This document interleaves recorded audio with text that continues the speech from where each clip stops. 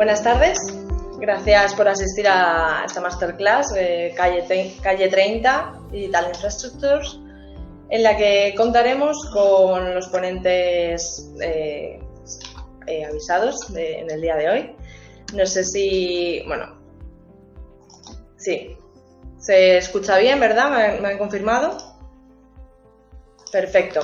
Entonces, esta tarde contaremos con Manuel Muelas Peña, la ponencia de la dirección técnica de Calle 30. A través de él será el principal ponente de esta sesión, de esta masterclass realizada conjuntamente entre Cigurat y Citopic Madrid, y que estará introducida por el vicedecano de la zona de Madrid, Alfonso Cortés. Y también contaremos con la presencia del director del máster BIM en Ingeniería Civil, Infraestructuras y GIS, uno de los codirectores, Ignasi Pérez Arnal. Yo soy María Domingo, Product Manager BIM de Cigurat, y gracias a todos por asistir. Comenzamos con la introducción del impacto BIM en la Ingeniería Civil con Alfonso Cortés. Buenas tardes, Alfonso. Sí, hola, buenas tardes, María. Buenas tardes. ¿Sí? ¿Me escuchas? Te escucho. ¿Sí? Si quieres también activar la cámara para saludarnos. Claro. Te escuchamos bien. Ahora, perfecto, Alfonso. Buenas tardes. Buenas tardes, María, y buenas tardes a todos los asistentes a la conferencia. Pues agradecer la presentación. Como bien ha dicho María Domingo, yo soy el vicedecano del Colegio de Ingenieros Técnicos de Obras Públicas e Ingenieros Civiles de Madrid. Simplemente quiero hacer una introducción, dado que organizamos esta jornada junto con Cigurat, un poco en el contexto del trabajo del ingeniero civil. El BIM, digamos que se enmarca dentro de un contexto profesional de cambio. Estamos dentro de lo que se ha venido a llamar la industria 4.0, que es una manera más moderna de llamar a la cuarta revolución industrial, donde se están trabajando conceptos tan amplios y tan complejos como el Internet de las cosas, la inteligencia artificial, la robótica, el Big Data, la aplicación a Smart Cities. Dentro de todo esto, de esta revolución, está también la revolución en la toma de datos, los trabajos con drones, con láser escáner, y deviene en una última revolución que es la revolución en la gestión del diseño, de la construcción, del mantenimiento, de la explotación de todo tipo de infraestructuras. Y ahí es donde aparece el BIM, que viene a ser, resumiéndolo mucho, una base de datos con una representación gráfica. Algo que en el oficio de la ingeniería civil pues tampoco nos resulta muy extraño, porque es muy similar conceptualmente a lo que puede ser un sistema de información geográfica, que ya desde hace un par de décadas se viene utilizando con bastante asiduidad en la ingeniería. Y bueno, pues eso que digamos que tenemos ganado, que el concepto no es nuevo y no nos debe asustar. La revolución que viene y que se nos ha metido encima, pues desde luego no se resuelve aprendiendo a manejar una herramienta, un software, ¿vale? Porque BIM no es un software, sino que es una metodología, ¿vale? Es una metodología donde hay muchos software, donde interactúan diferentes programas con diferentes aplicaciones, ¿vale? Pero lo realmente potente es, como digo, que es una metodología y que se basa fundamentalmente en el trabajo colaborativo, ¿vale? Y eso ya no es una herramienta, es una manera de trabajar. Digamos que hace 20, 30 años hacia atrás el trabajo era individual, muy autónomo. Luego empezaron a contarnos y empezamos a aprender a trabajar en equipo. Y ahora lo que viene es el trabajo colaborativo, que es algo así como en equipo. Lo que pasa es que el equipo ya no es de tu propia empresa, sino que trabajas con personas, con profesionales de otras empresas, quizás de la competencia, quizás de otros países, de otras culturas, con otros idiomas, con lo cual es bastante más complejo que aprender un software. ¿A dónde van a llegar o van a llevarnos estos cambios?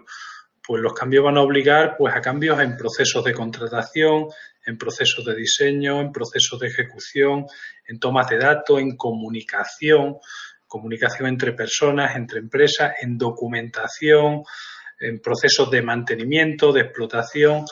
Eso va a acarrear, va a conllevar, porque en paralelo todos estos cambios se van a dar en paralelo, algunos irá antes y otros después, pero va a ser todo en paralelo, y en paralelo van a tener que cambiar los promotores públicos y privados, van a tener que cambiar las contratas, sus maneras de hacer, contratas incluidos subcontratas, pequeñas empresas, también van a tener que aprender a trabajar con BIM. Va a haber cambios en las ingenierías, en los estudios de arquitectura, en la formación de los profesionales, en la formación universitaria, en la formación de posgrado, en la formación continua, como es esto se va a presentar un máster que es de posgrado, un máster de formación continua. Bueno, pues el entorno y el contexto al que nos asomamos tiene muchas oportunidades y tiene muchas dificultades. En un proceso de cambio, pues siempre el que triunfó, y ya lo dijo Darwin, era el que se adaptaba, no el más fuerte. Entonces hay que plantearse la adaptación a lo que viene. Luchar contra ello es imposible, nos pasará por encima, tardará 3, 5, 10 años, irá llegando poco a poco. El que no sabe lo verá como una avalancha, el que sabe dirá que va muy despacio, pero al final va a llegar. Quien se quiera agarrar a lo que sabe, pues igual tiene profesionalmente los años contados. Bueno, igual no los tiene. Los que por edad y por posición no nos lo podemos permitir, pues tenemos que subirnos a este carro. Todo no es triste. También hay un mensaje, quiero lanzar también un mensaje de esperanza, y es que solo sabiendo manejar muchas herramientas y muchas metodologías, no se diseña, ni se hace obra, ni se mantiene. La experiencia es muy, muy, muy, muy valiosa, ¿vale? Con lo cual, el que no tiene experiencia y sabe manejar el software tendrá su rinconcito, pero es que el que tenga experiencia y también sepa manejar el software y la metodología no tendrá un rinconcito, tendrá un mundo nuevo abierto. Entonces, yo animo a no quedarse congelado, a dar un paso y a mantener la formación continua, que va a ser inevitable con las nuevas tecnologías, hoy y dentro de un año y de 5 y de 10. Es más cómodo no hacerlo, pero igual hubo un momento en que se podía no hacer por comodidad, pero ya es que no es siquiera por comodidad. Nos vamos a tener que enfrentar a esto y os animo a que lo hagáis, a que deis el paso, ya sea bueno en este máster, en otro máster, en otro tipo de formaciones, pero va a haber que hacerlo y os animo a ello. No quiero quitar más tiempo de la presentación de Manuel Muelas, que es el verdadero protagonista y el que realmente sabe de todo esto y que seguro que nos va a hacer una presentación muy interesante y muy amena. Así es que, bueno, doy por terminado mi entrada y os agradezco que estéis aquí. Os animo a que hagáis ese esfuerzo de formación continua. Un saludo a todos. Perfecto, muchas gracias. Y bueno, como bien dices, comenzamos con la ponencia.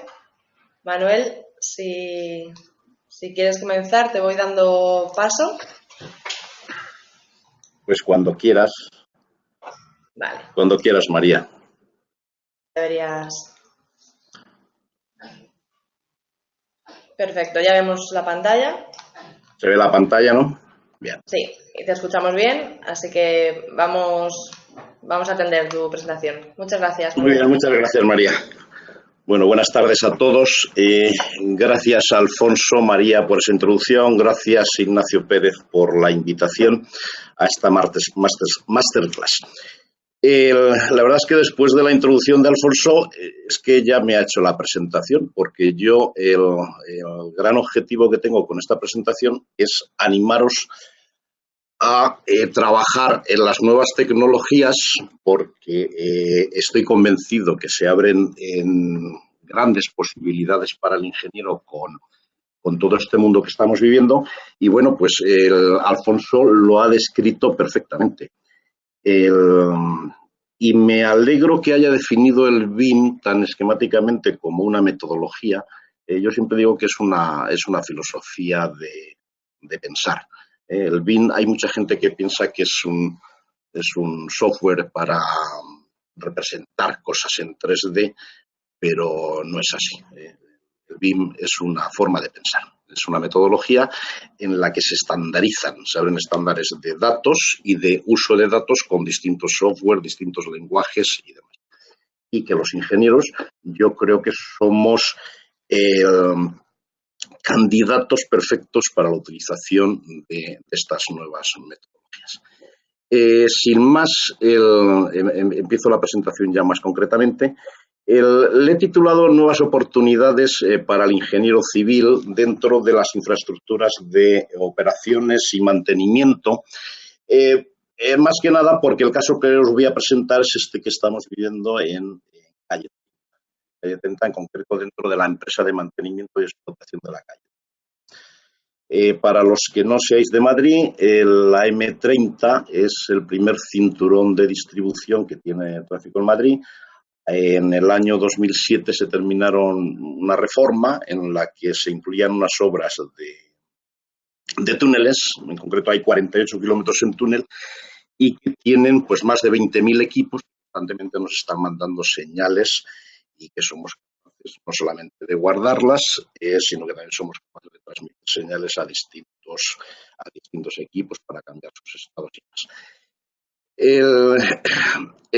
Esto apareció en unas jornadas el anterior septiembre donde conocí a Ignacio Pérez y por el que ha surgido esta presentación fue en unas jornadas que hubo de BIM y de Digital Infrastructures organizadas por el Instituto de la Ingeniería Civil Europea y la Asociación de Ingenieros de Caminos. Nos invitaron, ellos conocían que aquí en Madrid Calle 30 estábamos haciendo cosas de este tipo y nos invitaron a hacer una presentación y bueno, pues resulta que algunas veces sin saberlo decíamos, oye, pues estamos dentro de la filosofía BIM y no lo sabíamos, porque al fin y al cabo esto no es nada más que sentido común. Sin más, voy a ir pasando las diapositivas. Me dijo María que teníamos el orden de unos 35 o 40 minutos. A ver si podemos hacerlo de una forma más o menos rápida, pero que se entienda bien. El entorno actual del ingeniero en general, perdón. El entorno actual en el que se mueve el ingeniero actualmente es estamos rodeados de datos que tenemos en la nube. Oye, yo no sé si se os mueve a vosotros la pantalla.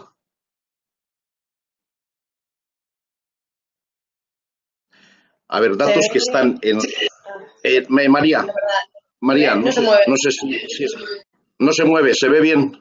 Está firme, se ve tu ratón que dirige según hablas, pero no vale. Está todo correcto. Nada más, ¿no? Vale, gracias. Es que yo tengo esto que parece un flan, la pantalla. Vale. Bueno, como os decía, estamos rodeados de datos por todos sitios, ¿no? Internet y nuestras propias bases de datos, datos por todos sitios. En concreto, aquí en Madrid Calle 30, pues os podéis imaginar la cantidad de datos que tenemos, ¿no? Estos más de 20.000 equipos que os digo en túneles, lo que son, yo que sé, cámaras, las imágenes al fin y al cabo son datos, por todos sitios. Y nuestra pregunta siempre fue decir, oye, ¿qué hacemos con estos datos? ¿Los utilizamos exclusivamente para hacer estudios de cosas que han pasado? Por ejemplo, en tráfico, pues decir, oye, hacemos mapas de intensidades de lo que ha pasado el año pasado o de velocidades. Eso es lo que tradicionalmente hacen las administraciones y aquí quisimos ir un poco más allá. Pero si tenemos datos históricos, Bueno, pues con esto lo que podemos hacer es estudiar a través de esos datos cómo se han comportado las cosas, cuál es el comportamiento normal. ¿Es posible establecer patrones de comportamiento de todas esas máquinas y la relación que tienes entre ellas? Si es posible establecer patrones de comportamiento, pues utilicémoslo. Eso es lo que sería establecer modelos, ¿no? Utilicémoslo ¿cómo? Pues teniendo el comportamiento real, datos en tiempo real de lo que está ocurriendo, pues los comparas con tu modelo, estableces las franjas en lo que consideras un comportamiento normal y si se sale de ahí, pues comuníquemelo. Y el comuníquemelo es establezcamos alarmas para que la organización se entere y reaccione ante esas alarmas y poder evitar emergencias, que al fin y al cabo es nuestro trabajo dentro del mantenimiento y la explotación de una infraestructura. Como pone aquí en la diapositiva, dice, oye, la pregunta, este desarrollo lo hacemos de forma externa, interna. Nosotros lo tuvimos clarísimo. Externamente, pues el que tenga que venir, pues tendrá que aprender el negocio este. ¿Y quién lo conoce mejor que nosotros? Pues lo tenemos que desarrollar nosotros. Y nada, pues nos pusimos a desarrollar y cada ingeniero es capaz de desarrollar en el lenguaje que sea, con el que esté más cómodo hablando con el ordenador. Aquí os he puesto en negrita pues los lenguajes que utilizamos aquí dentro de Mesa. Hay gente que está en Python, está más cómodo, en Visual Basic, en Java, en matemática. Da igual, cada ingeniero, y hablo de ingenieros porque no se trata solo de saber hablar con el ordenador, se trata de saber lo que le tienes que decir, y eso solo el ingeniero es el que lo sabe, ¿no? Para eso sirve nuestra formación y, como bien decía Alfonso, la experiencia aquí es un grado. Y vamos ya en concreto a lo que hacemos dentro de Mesa, de la empresa de mantenimiento y explotación de la M30, la arquitectura que hemos establecido en el estudio de los procesos y de los datos. En esta diapositiva es un poco liosa porque hay muchos conceptos juntos aquí, pero si podéis seguirme el ratón, os estoy marcando aquí estaría lo que es el centro de procesos. Y el centro de procesos, en nuestro caso, no son nada más que pues como 3 servidores que no son excesivamente potentes y que en esos servidores cualquiera de los ingenieros pues puede introducir un proceso programado en cualquier lenguaje porque va a funcionar uno independiente de los demás. ¿Y qué necesita? Pues lo que necesita es tener conexión a datos, los datos que necesite para hacer lo que él quiere y exportar los resultados después de ese proceso a otras bases de datos que van a ser utilizadas por las correspondientes aplicaciones que luego se desarrollen para representar esos datos. Realmente, no sé si alguna vez os han dicho que un buen software no es nada más que aquella aplicación que tiene, pues eso, un poquito de software, pero con una gran base de datos. Pues aquí lo que hacemos es eso, es coger datos de cualquier sitio, de toda la diversidad de bases de datos que tenemos, incluso de Internet. Los procesamos, establecemos esa modelización que os comentaba antes, es decir, intentamos descubrir patrones de comportamiento. Ahora veremos algún ejemplo.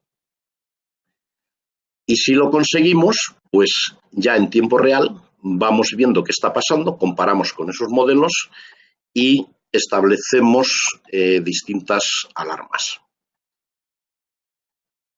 Aquí la ventaja que tiene el hecho de que cada uno hable con el ordenador en un lenguaje el que mejor le venga, es que, bueno, pues los procesos son independientes. Si un proceso se cuelga, no importa, los demás seguirán funcionando. Esto no es una gran aplicación que se cuelga y no funciona nada. Aquí da igual. Cada una, pues dice, unas funcionan cada minuto, otras funcionan cada 5 minutos y otras funcionan cada día. Se establecen las tareas para que cada proceso funcione el tiempo que sea necesario. Es importante establecer los resultados de este proceso de datos en unas bases de datos que sean más estandarizadas. En nuestro caso, llegamos a la conclusión que lo mejor era utilizar MySQL porque es de software libre. No hay que pagar licencias y funciona muy bien. Admite millones y millones de datos, funciona muy bien las bases. Y bueno, pues los datos aquí almacenados ya, que son conclusiones, datos elaborados, son utilizados para el conjunto, dentro del conjunto de la organización, bien para representar dentro de aplicaciones o bien para la página web, que aquí la tenéis, pues ya que estamos aquí podemos, o bien para apps. Vamos a entrar, imagino que si podéis ver mi pantalla, podemos entrar en la página web de Madrid Calle 30. A ver, pues sí. Supongo que lo podéis ver. Ahora estamos en la página de Madrid Calle 30, nos vamos a explotación y aquí vemos en tiempo real, está actualizado los datos a las 6:20, pues vemos el estado del tráfico en el anillo, os estoy marcando con el cursor la infraestructura que llevamos nosotros dentro de Madrid. Si hacemos zoom, podemos ver las distintas calzadas, laterales, centrales. Lo rojo es tráfico lento, lo negro son retenciones. Aquí arriba se puede ver las retenciones entre qué tramos son, con qué longitud y la velocidad media que tiene ese tramo en retención o tráfico lento. También en tiempo real, pues se puede ver las cámaras, por ejemplo esta, ¿no? Es a 18:13, está actualizada, o de superficie, si hay algún incidente dentro de, pues sí, aquí tenemos un par de ellos. Hay un accidente grave aquí. Bueno, lo de la gravedad, normalmente, gracias a Dios, tenemos el índice de mortalidad es muy pequeño en nuestra infraestructura. Es verdad que las velocidades son bajas, en superficies máximo 90 km/h y en túnel 70. Bueno, aquí veis una aplicación ya práctica. O sea, todo esto está en esas bases de datos que comentábamos antes, aquí, todos esos datos, y hay un servicio pues que coge esos datos y los sube, unos archivos XML, los sube a la página web y ahí se representan. Se establecen, por ejemplo, aquí una web service también, que nosotros podemos ponerle cualquier entrada dentro de la M30 y cualquier salida, y nos da, pues, la distancia que recorremos entre esa entrada y esa salida, nos da el tiempo que vamos a tardar ahora en recorrerlo con el tráfico actual, el tiempo que se tarda habitualmente hasta ahora, y la previsión del tiempo que vamos a tardar en ese trayecto en la próxima hora cada 15 minutos. Hay aquí un cuadro fijo que es entre las principales entradas y salidas de nuestro anillo, ¿no? de los principales ejes que llegan, de la A1, A2, A3, hasta la A6. Como veis, esto pues es en tiempo real todo. Hay procesos aquí dentro, aquí, están constantemente calculando todos estos trayectos. Ahora veremos de forma superficial cómo lo hacen. No vamos a llegar al detalle del cálculo de grafos y demás, pero veréis cómo. No solamente para páginas web, todos estos datos se pueden utilizar para apps. En concreto, pues dentro de Mesa tenemos una app que la utilizan trabajadores pues para ver el estado de cómo están los pozos de bombeo, una bomba, cuánto tiempo lleva arrancada, cuánto tiempo lleva parada, cuántos metros cúbicos lleva en el día sacados un pozo, en fin, o el estado del tráfico, o alarmas de paneles, ventiladores y demás. Yo creo que con esto ya hemos visto esta diapositiva suficientemente, y de los ejemplos que os he puesto para esta presentación, he puesto uno de tráfico en el que aquí podemos ver, todo esto son estudio de datos históricos, pues para ver comportamiento de tráfico de cada hora del día, cada día de la semana y demás.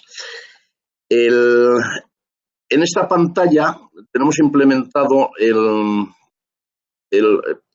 un primer prototipo de lo que llamamos el SETRE, que es el Sistema de Evaluación de Tráfico en Tiempo Real, que está en una de las pantallas del centro de control, que aquí lo que representamos es el estado del tráfico en los túneles.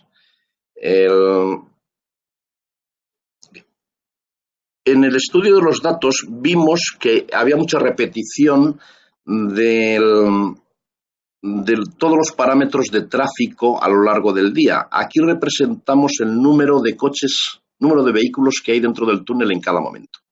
En el eje de abscisas están los minutos de cada día, los 1440 minutos, y el eje de ordenadas representa el número de vehículos que hay en ese momento en el bueno, esto no está en tiempo real, esto es una foto del 2014, como podéis ver. No tengo posibilidad aquí, con este ordenador, de conectarme ahí al centro de control, si no podríamos verlo en tiempo real. Bueno, pero es así como se ve. Las gráficas estas lo que representan es la roja representa el número de vehículos que hay en cada momento en el túnel actualmente, en cada momento. La amarilla representa la media de lo que ha pasado los últimos 12 meses en el día en que estamos. Por ejemplo, pues es un jueves, pues la media representa la amarilla representa la media de los últimos 12 meses en jueves, y la azul representa el jueves del año pasado más próximo al día de hoy. Aquí era el 26 de junio del 2014 y el jueves más próximo del año anterior era el 27 de junio del 2013. Bueno, como veis, el año pasado ocurrió algo muy parecido a lo que está ocurriendo hoy, y lo que está ocurriendo hoy, lo que ocurrió el año pasado, es algo muy parecido a lo que ha ocurrido en la media de todos los jueves del año, de los últimos 12 meses. Esto no cabe duda que es un patrón de comportamiento. Y cuando lo vimos, pues dijimos, oye, pues esto se puede aprovechar. Si resulta que esta misma representación temporal la hacemos para cualquier parámetro de tráfico, como puede ser intensidad o velocidad o densidad, dentro de una sección, la gráfica es exactamente igual y es así de repetitiva. ¿Y el sistema entonces qué hace? Pues nada, examina en cada sección, examina lo que está pasando. Y si se sale fuera de lo que ha pasado históricamente, pues da una señal. Como veis, este modelo no es nada más que, como la mayoría de ellos, son medias y desviaciones típicas. O sea, no penséis en los modelos en grandes fórmulas matemáticas. No, este no son nada más que medias y desviaciones típicas.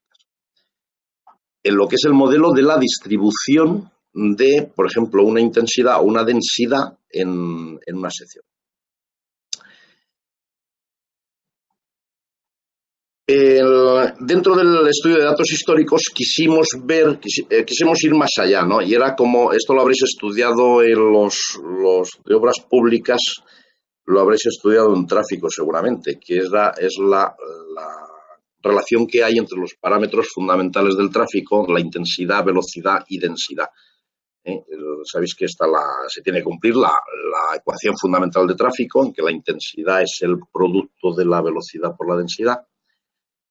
Y aquí lo que dentro de Mesa a través de los datos históricos hicimos una modelización de esas relaciones. La velocidad relacionada con la densidad, en este caso la densidad está representada por la ocupación.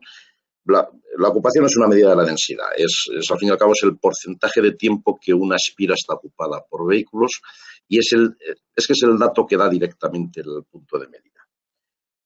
Y bueno, aquí hay una serie de parámetros. Esto es la velocidad media en flujo libre, longitud media de vehículos, longitud de la espira, en fin. Este es un modelo matemático que establecimos aquí y que funciona perfectamente. Con este modelo nos permite hacer simulaciones de qué ocurriría si la intensidad o la demanda pues sube, baja en un punto determinado. Pues aplicando esto pues podemos saber en qué porcentaje sube o baja la capacidad de una sección y demás. Esto para hacer estudios de simulación nos viene muy bien. Y antes veíamos en la página web que representamos los tiempos de trayecto, pues se calculan de esta forma. Se ha establecido dentro de la M30, se ha establecido una malla con más de 1.500 puntos y relaciones de antecedencia y consecuencia de cada uno de esos puntos. El saber o los consecuentes que tiene un punto, pues lógicamente al sistema lo que le estás diciendo es el sentido del tráfico, ¿no? Los coches van para un lado o van para otro. Aquellos puntos que no tienen antecedentes pues son puntos de entrada y aquellos puntos que no tienen consecuentes pues son salidas. En total tenemos 75 entradas y 84 salidas dentro de nuestra malla. Y esto pues con un cálculo de grafos que no sé si en la carrera habéis visto algo. No sé si os suena el algoritmo de Dijkstra, en el que se establecen pesos entre los puntos. Bueno, pues aquí los pesos no es nada más que la distancia que hay entre ellos si se quieren calcular trayectos más cortos. Si se quieren calcular trayectos más rápidos, pues se establece el peso entre los puntos, el tiempo, ¿no? El tiempo que se tarda de llegar a uno a otro. Y el tiempo se sabe pues asignando a cada trayecto, asignándole lógicamente unas velocidades que están dadas por los puntos de medida que tenemos dentro de la malla. O sea, dentro de estos 1.500 puntos, en concreto nosotros tenemos 367 puntos de medida, que cada minuto nos están dando datos de intensidad, velocidad y densidad. Y así es como cada minuto hacemos el cálculo de estos 5.000 y pico distintos trayectos que se pueden hacer dentro de la M30, entrando por cualquier sitio y saliendo por cualquier otro. Y que el usuario pues, puede utilizar y puede ver en tiempo real a través de la página web. A ver. Aquí son, bueno, distintas representaciones de lo que hemos visto ya en tiempo real de la página web. No hay nada nuevo. Si vamos a la página web, quizás sí podemos ver alguna otra cosa que no tiene que ver mucho con el tráfico. Dentro de la explotación podemos ver trabajos planificados, por ejemplo.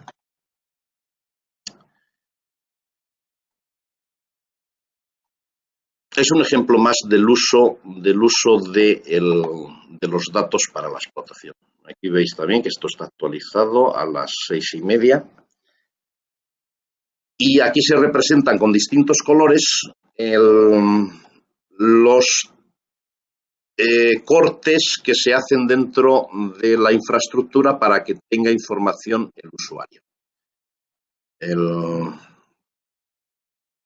Se puede ver, aquí por ejemplo se sabe si es nocturno, diurno. Si queremos ver dónde está uno, pinchamos y supongo que nos llevaría, pues no sé si con... Sí, eso es. Pinchar ahí nos lleva a dónde está ese ramal.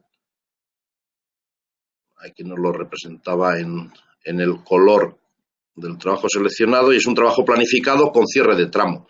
Pues eso es que esta noche, probablemente, día 12, del 12 al 16, por las noches se va a cerrar ese por mantenimiento de alumbrado.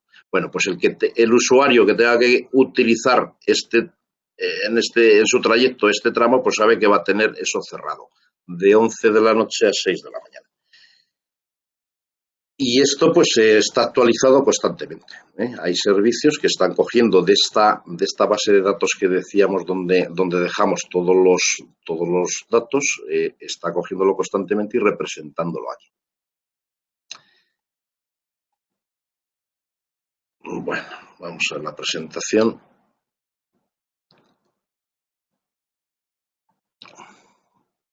Bueno, en esta diapositiva, al fin y al cabo, pues se representa también lo que hemos visto en la página web, de coger un trayecto concreto de entrada y salida, y lo que se trabaja constantemente, que son las web services, que son estos servicios web, al fin y al cabo no es nada más que en vez de estar representando datos de forma fija, cogiendo datos y representándolos mediante un algoritmo, lo que hacemos es dar posibilidad a un usuario que hable con el sistema. Diga, pues, yo quiero entrar por este sitio y salir por este. Y entonces ya se le pregunta al sistema cuál son los datos que tiene de la pregunta que le hace el usuario. Eso es un servicio web. Asimismo, aquí podéis ver, estos son los mensajes instantáneos que aparecen en nuestro teléfono, ¿no? Igual que aparecen WhatsApps y correos electrónicos, pues la gente nuestra que tiene instalada nuestra app, pues tiene mensajes instantáneos de alarmas, de paneles, de pozos y demás, pues para saber el funcionamiento. Esta es otra aplicación que tenemos para que podáis ver la diversidad y las posibilidades que tiene el uso de los datos. Aquí lo que hacemos es, tenéis aquí la fotografía esta de la izquierda es una fotografía original de una cámara del túnel. Nuestro objetivo era que a través de las imágenes queríamos detectar las luminarias que hay aquí, si seguís el ratón, las luminarias que había fundidas. Y bueno, pues nos pusimos a estudiar el tema. Al fin y al cabo, una imagen son datos, nada más. Las dimensiones de la imagen, pues si son, 370 por 240. Esos son número de píxeles y al fin y al cabo es una matriz de píxeles. Y cada píxel no es más que un vector de 3 números. Cada número representa la cantidad de color fundamental que tiene, ¿no? De los básicos, del RGB.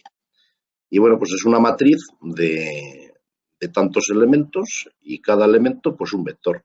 Y entonces tú, haciendo un estudio de esos elementos dentro de la matriz, un estudio morfológico de cómo se relacionan los vecinos y demás, pues con ese algoritmo llegamos a detectar la línea de luminarias. Esto, para que os hagáis idea, tenemos un total de 44.000 luminarias dentro del túnel. En este caso, todos los días se analizan, en este caso se han analizado 29.000 pantallas.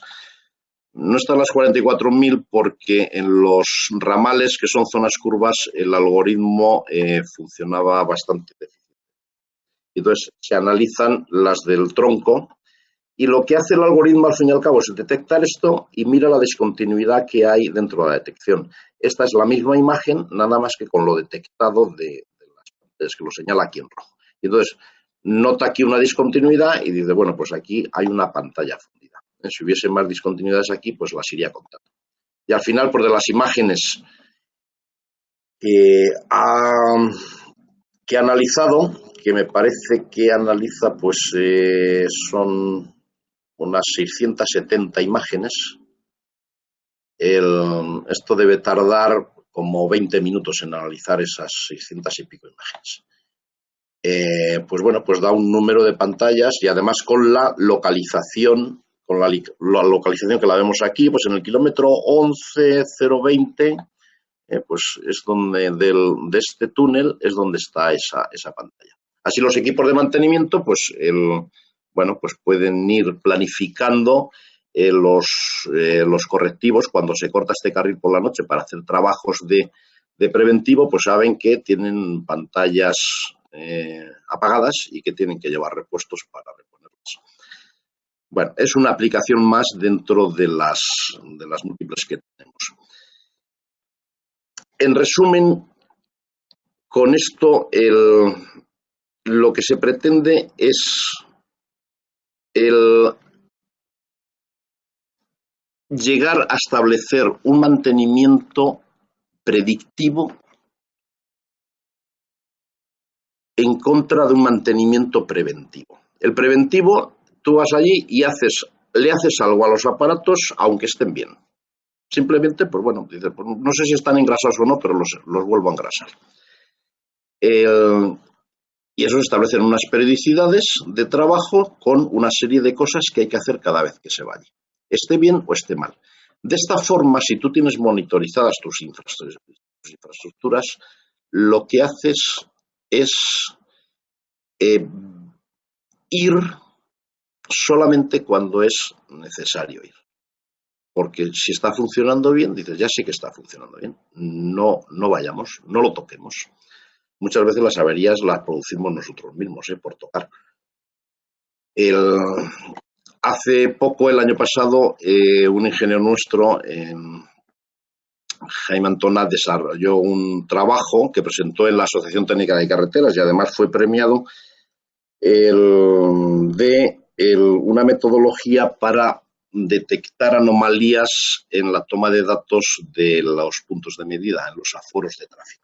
Y lo que hace esencialmente es eso, o sea, diariamente mira cada uno de los puntos de medida, los datos que ha suministrado durante el día y ve la coherencia que hay de esos datos, de intensidades, velocidades y densidades principalmente.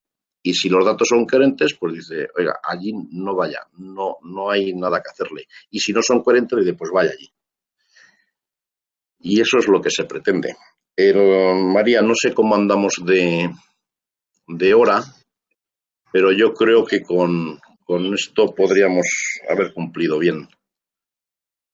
Vale, perfecto. Pues muchas gracias, Manuel. A ver, un segundito. Sí, gracias a ti. Creo que teníamos una sesión de posibles preguntas. ¿Es posible? Sí, eso es. Ahora, bueno, todos los asistentes las preguntas pueden ir planteándolas aquí en el panel de la derecha. Hay un apartado de preguntas, ya hay algunas. Entonces, presentaré también el máster en el que marcamos la sesión de hoy. Voy a compartir mi pantalla ahora yo. Y estamos aquí, Ignasi Pérez Arnal y yo.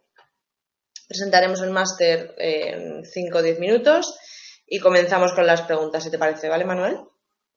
Perfecto. Perfecto.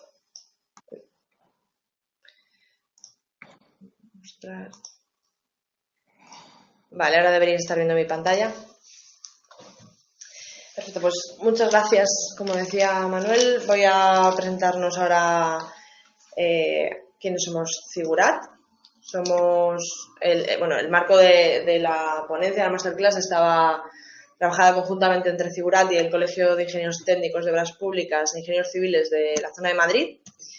Y Figurat, yo soy María Domingo, arquitecta y trabajo en Figurat, el manager BIM.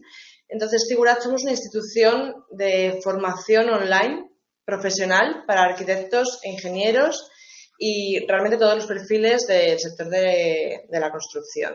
Llevamos más de 16 años y contamos con 40, hemos contado en la historia con 40 programas de máster en el ámbito de la arquitectura y de la ingeniería. Tenemos escuela en 3 idiomas, en español, inglés y portugués, y en cada máster tenemos una combinación, una asociación académica con más de 200 profesores y con diferentes especialistas. Entonces, al ser la formación online, también nos permite tener un amplio abanico de estudiantes, más de 60.000 estudiantes en 55 países diferentes. Y en este caso presentamos el máster internacional BIM en Ingeniería Civil, Infraestructuras y GIS, relacionado directamente con la ponencia de hoy. Entonces, Bien. La duración del máster es de 1 año y es 100% online. Trabajo, como llamamos, metodología inmersiva, es decir, todo el contenido del máster se trabaja desde proyectos.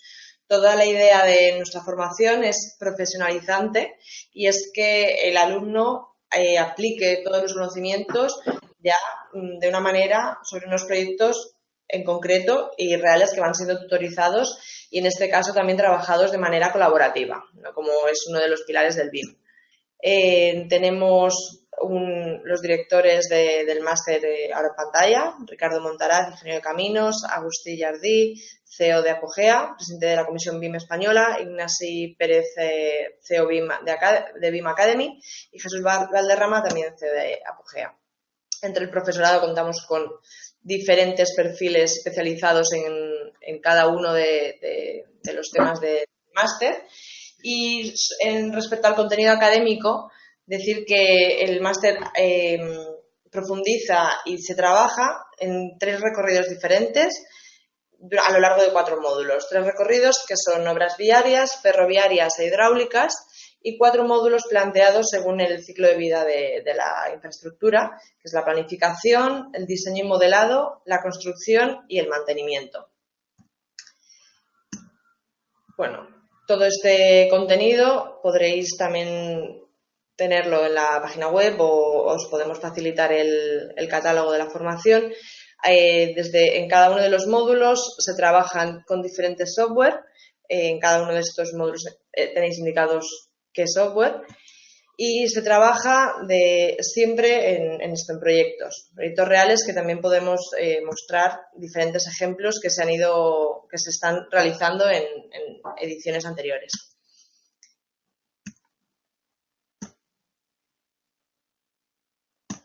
Paso rápidamente para pasar la ronda de preguntas, que tenemos bastantes interacciones hoy. También decir que, por ejemplo, en septiembre tenemos diferentes eventos, además de hacer la formación online, tenemos diferentes eventos presenciales. El pasado septiembre llevamos a cabo InfraBIM Madrid 2017, que también fue realizado conjuntamente con Citopic Madrid y tuvo lugar en Madrid, en la Politécnica. Y estuvimos trabajando, fueron unas jornadas de un día en este caso, unas jornadas técnicas en las que diferentes profesionales y máximos exponentes de esta metodología nos dedicaban una hora y media de jornadas técnicas, y además de estas jornadas tenías luego la oportunidad de una relación de networking entre todos los compañeros. También de cara a este nuevo año tendremos unas jornadas presenciales en Lima y en Bogotá, en las que trabajaremos igualmente con profesionales y estudiantes del ámbito de Figurat.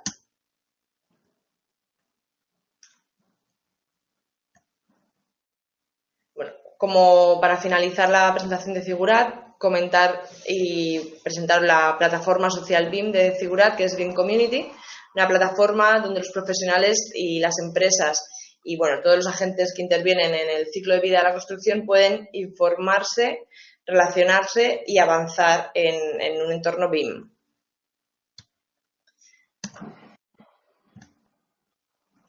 Así que os animo a todos aquellos que estáis ahora en la sesión, que sigáis escribiéndonos las preguntas aquí en el panel, y vamos a mostrar también las preguntas que tenemos. Tenemos a Ignasi Pérez Arnal también entre nosotros. Si quieres saludarnos. Hola, buenas tardes. Y Manuel, encantado de que estés con nosotros esta tarde. Gracias, Ignasi. Ha sido muy interesante. También gracias. Se encuentra Alfonso Cortés, vicedecano de Citopic Madrid. Encantado de saludarte también. Igualmente. Muchas gracias, Ignasi. Vosotros. Entonces pasamos a las primeras preguntas hacia Manuel Muelas, en este caso de Manuel Miranda. Al inicio de la sesión planteaba si la presentación estaba dirigida a ingenieros informáticos. ¿Cómo encajan aquí los ingenieros civiles? Bien. Vamos a ver, yo realmente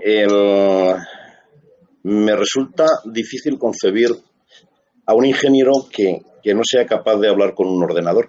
Lo hacemos habitualmente.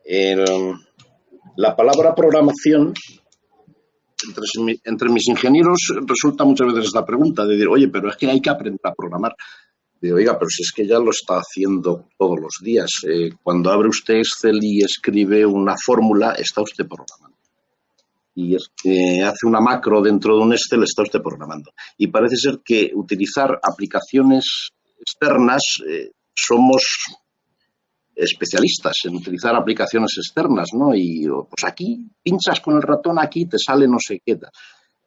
Yo solamente abogo a que el ingeniero aprenda a hablar con el ordenador, hombre, pues de otra forma, ¿no? No a través de una aplicación externa, sino de un lenguaje cualquiera, me da igual. A través de C, a través de Python, a través de matemática, de MATLAB, da igual. Hoy día las posibilidades que hay son tremendas, hay editores de estos lenguajes, lo que quieran, y realmente tampoco es tan difícil. Normalmente son no más allá de 20 órdenes distintas con las que se maneja todo, ¿no? Y es que realmente es necesario, si tú quieres analizar muchos datos y demás, es necesario hablar con el ordenador. A través de una aplicación externa como puede ser Excel, pues hombre, es una herramienta magnífica, sobre todo para representar datos, pero desde luego es una herramienta muy lenta para el análisis de datos.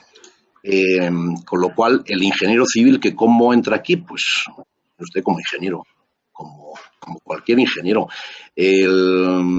Hay ejemplos, nosotros estamos ahora, tenemos planteado un proyecto, pues por ejemplo, poner detectores inerciómetros en los puentes, pues para estudiar las frecuencias que se producen con el paso de los vehículos. Esas frecuencias, compararlas con las frecuencias fundamentales que tiene el puente, y si difieren es porque en algún momento dado, pues porque tenga problemas en las cimentaciones o en alguna pila, algún estribo. Quiero decir que las aplicaciones de monitorización, una infraestructura no es solamente una carretera, un puente, una presa. Una infraestructura es cualquier cosa. Una cámara de televisión, una bombilla, un motor, un conjunto de motores, un conjunto de semáforos. La infraestructura es cualquier cosa. Esa es la ideología bien. Entonces, el ingeniero civil que entra aquí, pues por supuesto que entra aquí. Mire usted, señor Miranda, ¿no? Manuel Miranda. No sé qué edad tienes tú, pero me voy, no sé si se me va a ver, se me ve, ¿no? Sí. Pues yo no tengo 25 años, no soy un recién titulado, yo tengo 56 años. Y hace 9 años aparecí por aquí y vi las necesidades que había con tanto dato, y después de 20 años de constructor y promotor inmobiliario, pues vi que había que reconvertirse. Y como comprenderá, pues yo con 50 años pues aprendí a hablar con el ordenador de una forma diferente del Excel. Y si lo pude hacer yo, lo puedo hacer mucho mejor. Los chavales jóvenes con 25, 27 años, por supuesto que sí. La cuestión está en esa filosofía de trabajo, esa filosofía BIM, de la que nos tenemos que empapar. Es fácil hablar con un ordenador, te lo aseguro. No hay que ser ingeniero informático. No sé si respondo suficientemente. Manuel, aprovecho para hacer una pregunta ahora. En el momento en que iniciasteis el proyecto, vosotros habéis trabajado desde un punto de vista de la digitalización de la infraestructura, pero ahora, conociendo el hecho de que se puede utilizar BIM desde un modelo digital 3D en el cual puedes incorporar datos en el mismo modelo, ¿qué hubierais cambiado? ¿Cómo lo harías ahora el mismo proyecto? O sea, si volvierais a empezar, ¿cuáles serían vuestros requisitos o vuestros objetivos? ¿Hubieran cambiado un poco? Sin duda. Si tuviéramos esa estandarización de datos para poder representarlos en 3D con todas las características que puedan tener los elementos, pues en lo que es el Intelligent Transport System que tenemos, pues lógicamente pues se vería de otra forma. y toda esta modelización que tenemos en un segundo plano, analizando y dando inteligencia a los sistemas, pues lo podríamos hacer de una forma mucho más integrada, sin duda alguna. Si ahora mismo nosotros tuviésemos que recomendar en el arranque de un proyecto de este tipo cosas, pues iríamos en ese sentido, ¿no? En la estandarización de los datos desde el inicio, desde lo que es el proyecto, por supuesto, que servirían para la construcción y luego para la explotación. No sé si iba enfocada a tu pregunta por ahí. Sí, era eso. Perfecto. Gracias. La pregunta de Miguel Ángel Merayo. Desde el punto de vista de la operación y el mantenimiento, ¿qué requisitos solicitaría a los diseñadores o modeladores que redactan los proyectos de obra? Lo pregunto desde el punto de vista de operación y mantenimiento. Bien. Desde luego, hombre, si se acogiesen ya a esta filosofía BIM sería maravilloso, ¿no? Desde luego, en lo que son infraestructuras abiertas, yo consideraría en estructuras de superficie, en puentes, por ejemplo, y también en la calzada, desde luego la monitorización lo máximo posible. Estos, por ejemplo, inerciómetros en puentes, aforos en carretera, y en túnel, desde luego, en la explotación, aquellos que tengan experiencia deberían intervenir muy activamente en la redacción de los proyectos. Porque es muy importante a la hora de diseñar el saber qué cosas necesita luego el operario cuando va a hacer el mantenimiento, sobre todo en salidas de emergencias de túneles, en las instalaciones de todas las instalaciones que hay, ¿no? De detecciones lineales de incendios, iluminaciones y demás. La experiencia en explotación yo creo que es muy importante tenerla en cuenta para el diseño. De hecho, nosotros hemos participado en alguna oferta de algunos de los socios que son los dueños de la empresa, en la oferta en algún proyecto precisamente en este sentido, ¿no? Para hacer ver a la administración titular de la infraestructura pues que sabemos del tema de explotación y que es necesario para el diseño, ¿no? Cosas en concreto, pues hombre, habría que ir ya proyecto a proyecto, ¿no? Para saber.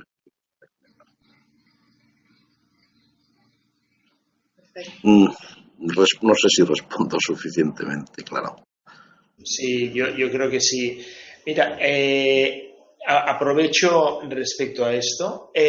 Cuando hay un corte, hay un atasco, ¿cómo se genera esta señal hacia vuestro sistema? ¿Tenéis sensores o es un tema visual o se genera vía humana, para decir? Bien, tenemos dos formas de detectar los atascos, ¿no?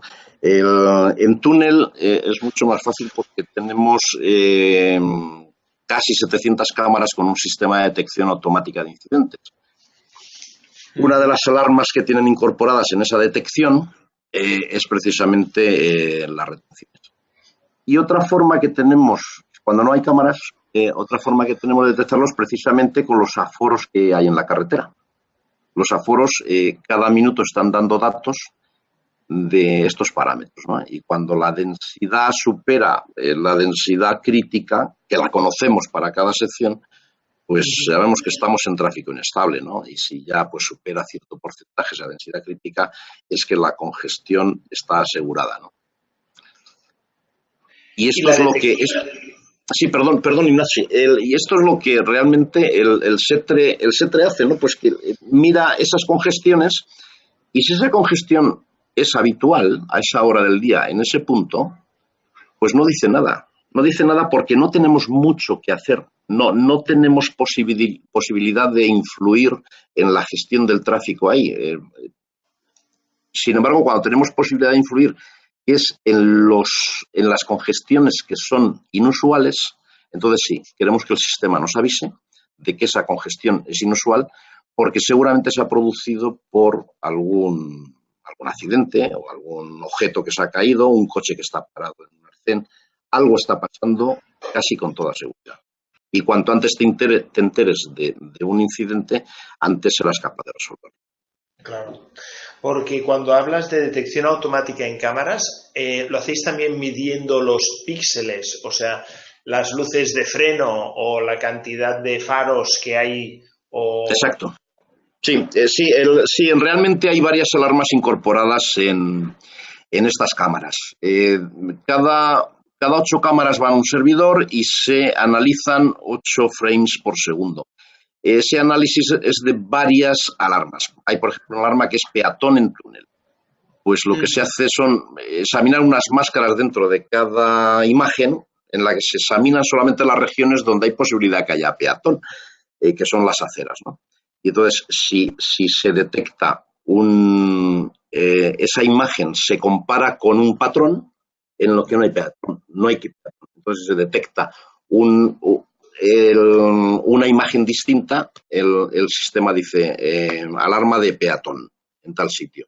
En cuanto a retenciones, efectivamente, pues se analiza la región de la calzada y se analiza ese número efectivamente de imágenes con las luces rojas, ¿no? Y te da la alarma pues de retenciones, ¿no? Y se analizan otras imágenes como visibilidad, se analizan imágenes como conductores a contramano, si alguien va en sentido contrario, los típicos kamikazes, ¿no? También da la alarma. Si se analiza un exceso de velocidad, también hay una alarma de exceso de velocidad, aunque no tiene nada que ver con los radares de penalización, ¿no? Nosotros no penalizamos. Bueno, esto es bueno saberlo.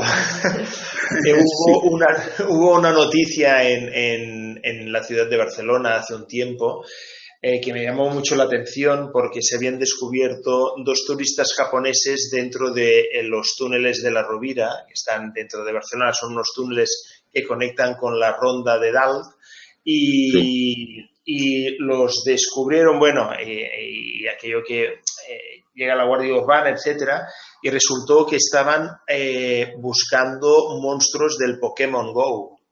O sea, se habían introducido dentro para capturar más monstruos de Pokémon.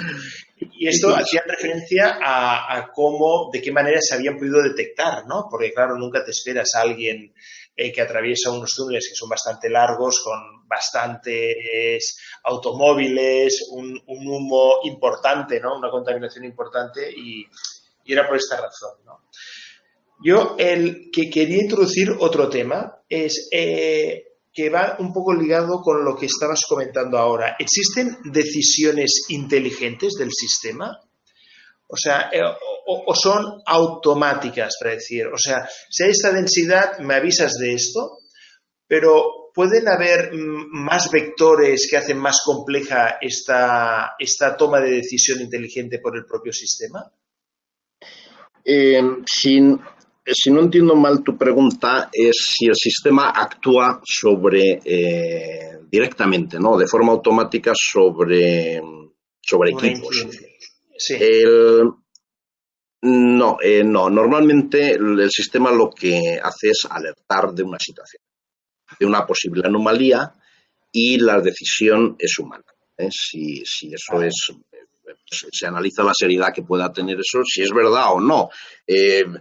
Mira, en concreto, este sistema de detección automática de incidentes cada mes genera del orden de 20.000 alarmas. Y de esas reales son unas 400. Claro, pues depende de la sensibilidad que le des al sistema. Si le das mucha sensibilidad y en vez de 20.000 te genera 60.000, pues puede que se haga difícilmente gestionable o tienes que poner más gente a gestionar eso, ¿no? Porque hay que verlas todas para ver si es verdad o no, ¿eh? La mayoría son falsas. Ahora, si le das poca sensibilidad, pues te puedes... En concreto, nuestro sistema pues detecta aproximadamente el 90% de los incidentes se detectan con este sistema automático. pero el sistema te alerta de una posible incidencia. Pero es el operador el que tiene que ver si eso es verdad o no y la seriedad que tiene. Y si es verdad, la seriedad, dependiendo de la seriedad, pues pone en marcha los recursos de los servicios de emergencia. Claro. Los sanitarios, policía, los nuestros propios que tenemos intervención inmediata, los que se necesiten, ¿no? Pero si las decisiones, el sistema tendría que ser alguna cosa que siempre fuese lo mismo, de decir, siempre que pasa esto hay que hacer esto. Oiga, pues Claro. vaya al sistema directamente y que si hay que cambiar una señalización de 70 km por hora a 50 km por hora, pues que lo haga directamente. Eso posiblemente se podría hacer porque requeriría una agilidad de automatismo, por ejemplo, en una señalización variable en la carretera. Se podría establecer la señalización variable en función del estado del tráfico aguas abajo y que los paneles fueran cambiando la velocidad permitida, ¿no? Para que, bueno, pues que las congestiones se formen un poquito más tarde. Eso aquí lo hemos estudiado, no ha llegado a establecerse la señalización variable. Sé que en Barcelona se hizo y también sé que se quitó, pero no sé por qué. No acabó de funcionar bien. Bueno, pero vamos. Sí, perdón. No, es un problema a veces porque siempre la velocidad, normalmente cuando pasa, yo la razón exacta también la desconozco, pero cuando pasas por ciertos tramos siempre como a la misma velocidad, el cambio de la velocidad a veces te pasa inadvertido, porque siempre has pasado por allí a 80 km por hora o a 60 km por hora y encontrarte un 30 km por hora realmente te desarma en la conducción, ¿no? Primero por si te fijas, y a veces te fijas demasiado tarde. Y normalmente también se ha hecho relacionado o correlacionado con temas de contaminación atmosférica y otras veces también porque ha habido una incidencia, un accidente en la carretera, ¿no? Ya, bueno. Claro. No, quiero decir que los sistemas automáticos de tomar decisiones de cambiar el estado de ciertos equipos, pues tienen que ser en ese sentido, ¿no? O sea, que tengan que ser decisiones rápidas y que sean claras siempre. O sea, por ejemplo, en esto de como la señalización de velocidad variable, ¿no? Claro. Mira, aprovecho para hacer una pregunta a Alfonso Cortés. ¿Hay un interés creciente sobre los temas de Internet of Things, los sensores para colocar en infraestructuras, en obras civiles? ¿Detectáis cierto aumento de interés sobre este tipo de temáticas? Pues sí y no. Esto depende del contexto en el que te muevas habitualmente. En el colegio no es el ámbito en el que se tratan estos temas, pero en plataformas tecnológicas, en foros de investigación. Bueno, yo soy doctor, hago trabajo de investigación y bueno, sí que me interesa y estoy un poco sobre la pista de todo esto. Sí que se están haciendo muchísimas cosas, pero a nivel investigación. Es decir, una investigación pues puede ser algo de 1 millón de euros sobre un presupuesto de una empresa que factura 10.000 millones de euros, una gran constructora. Es algo insignificante, pero sí que se está haciendo. Sí que se está haciendo y mirando hacia adelante pensando en el futuro. O sea, sí. O sea, en el colegio a nivel profesional estos temas pues no nos llegan. Igual alguien llega con una inquietud o pregunta, pero en general no es el foro. Pero en universidades, centros de investigación, etcétera, sí que se está trabajando. Sí, y además bastante. Y realidad virtual, sí. O sea, yo lo pregunto porque cada vez, o sea, lo que el BIM proporciona es una digitalización del modelo, por lo tanto, digitalización significan datos, y claro, estos datos los puedes adornar o los puedes multiplicar, ¿no? O con el mismo ejemplo que nos ha enseñado Manuel Muelas, ¿no? De cómo desde una cámara puedes hacer reconocer, ¿no? la cantidad de alumbrado que está encendido, que está estropeado, etcétera, ¿no? O si hay una retención, o si hay una persona, y detectar esto automáticamente. Claro, vamos hacia una sociedad de datos, ¿no? Sí. Creo Incluso si me permite, lo que comentaba Manuel creo que eran acelerómetros que querían colocar en algunos puentes para medir las vibraciones. Bueno, pues eso al fin y al cabo es monitorizar.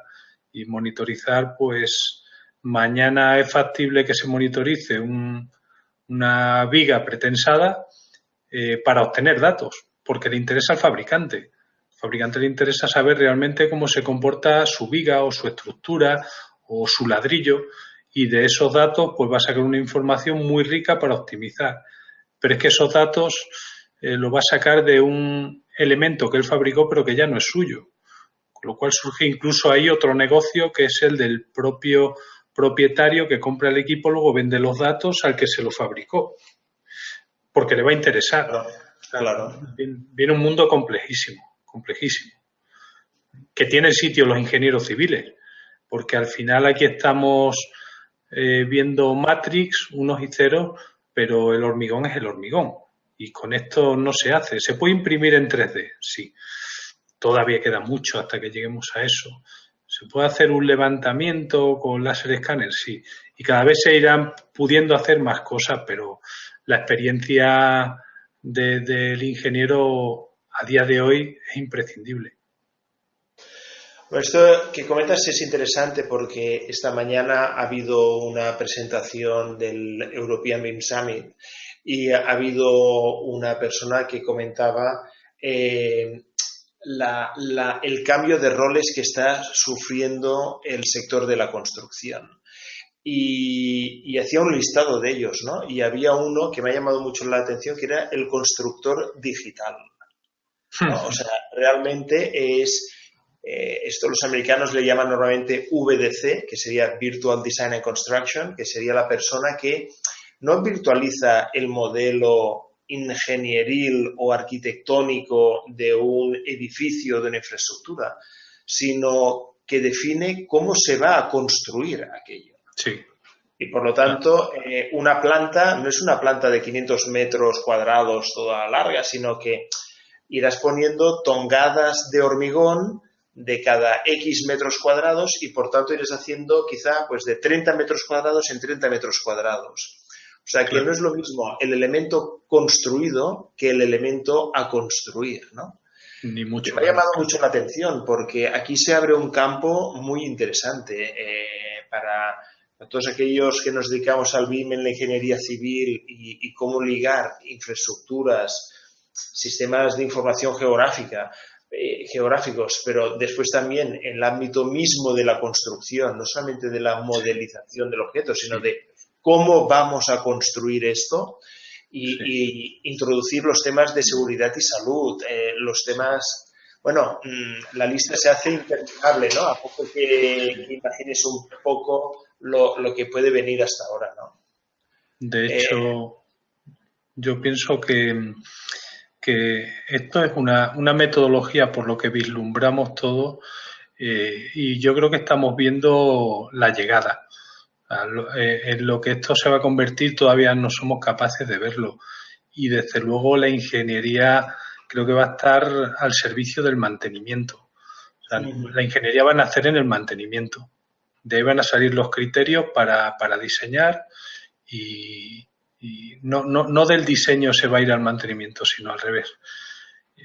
Porque va a tener mucha información, porque vamos a tener del Internet de las cosas, vamos a sacar mucha información de muchos sitios, la inteligencia artificial. Viene un mundo... Sí, a veces como preguntaba Miguel Miranda si esto no es un mundo para informáticos, pero si le dijera a un informático que si este es un mundo, diría que no, claro, que no tiene nada que ver con él. Sí, pero es complejo. Hay que contar con ellos. Claro. Pero el ingeniero es el que sabe cómo tienen que funcionar las cosas. Claro. Me refiero en este caso al ingeniero civil en cuanto a infraestructura. infraestructuras de la civil, ¿no? Pero que Claro. los industriales de telecomunicaciones fundamentales, en fin, el ingeniero en general, ¿no? Y el ingeniero informático, pues claro que tiene su sitio aquí. Claro. En este sentido, Manuel, y ya para hacer la última pregunta, ¿qué proyectos de futuro contempla Calle 30? ¿Estáis pensando en la implementación de alguna tecnología, de explorar algún tema, de investigar nuevos algoritmos? ¿Qué tenéis previsto? Pues bueno, sí. Constantemente estamos pensando en nuevos algoritmos, ¿no? Para crear pequeños procesos que nos puedan ayudar al conocimiento de lo que está ocurriendo. Pero así como